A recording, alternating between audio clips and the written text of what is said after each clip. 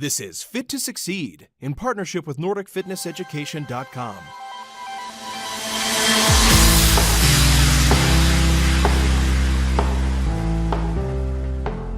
Hi listeners, welcome to this short Fit to Succeed bonus. We are going to spend just a few moments talking with Dr. Tom O'Brien, a functional medicine practitioner. Dr. O'Brien, thanks for joining us for this quick interview. Oh, thank you. It's a pleasure. All right, so question one is, can you quickly describe any of the outward physical signs or symptoms that might warn an individual that they have problems with either wheat or gluten? A pediatric gastroenterologist out of New Zealand has the best answer to that question, and that is anyone who's sick may have a problem with wheat. If you're sick, that means there's some inflammatory process likely going on in your body somewhere. Your joints, your brain, your vision, your gut.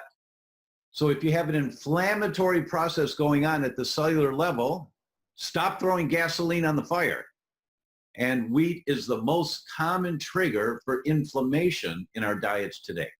All right, fantastic. So any signs of illness and inflammation could be the issue. Fantastic. So as a general rule, second question, is it beneficial then to eat a grain-free diet, or perhaps is that too simplistic? It is beneficial. It's a little more stringent and people have to be committed to it, but it is beneficial to have a grain-free diet. Just make sure that as you're doing it, that your functioning parameters are doing well. Your workouts are good, your energy is good, your sleep is good, and you're not losing weight. Now, as long as your markers, your biomarkers are in good shape, a grain-free diet is fine. Okay. And because obviously there's certain movements out there, not least the Paleolithic movement that encourage a relatively grain-free diet. But is it necessary in order to be healthy? It is not necessary. Right. You know, the idea that any one diet is right for everyone is wrong, of course. For some people, a paleo diet is great. For some people, a ketogenic diet is great. For some people, it's not. For some people, grain-free is great. For some people, Mediterranean is great. There are hundreds and hundreds of studies on Mediterranean diets, and the benefits of them, cardiovascular disease, diabetes, brain function are reduced. But Mediterranean diets have a fair amount of grains in them. Mm-hmm. So grains can't be bad for everybody. That's a great point. So in our modern diet, there's obviously one of the common features is a huge amount of processed foods. Do you think that the amount of processed foods we eat carries some of the blame for the rise in autoimmune conditions? Oh, there's no question that it does. There's absolutely no question. For example, the artificial sweeteners that are used in today's prepared products, they destroy the beneficial bacteria in the gut. And when you create dysbiosis in your gut, losing the good guys, you get a whole lot of bad guys.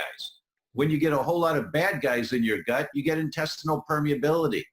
Intestinal permeability, the leaky gut, is the gateway into the development of autoimmune diseases. So absolutely, the foods you choose have a direct impact on your vulnerability to developing or fueling autoimmune diseases. Cool. There's a motivation to try and clean up the diet just a little bit.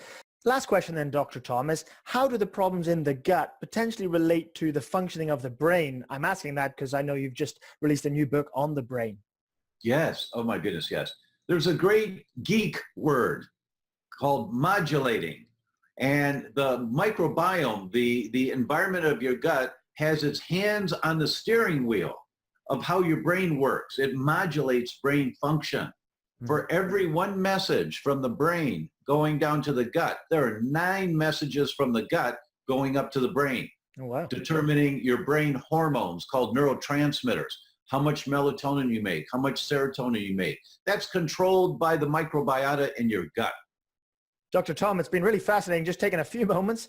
If listeners, I'd encourage you to look out in the next day or two. We are going to release a full interview with Dr. O'Brien discussing all elements of wheat and gluten intolerance. And we'll also be discussing a little bit about his new book, You Can Fix Your Brain.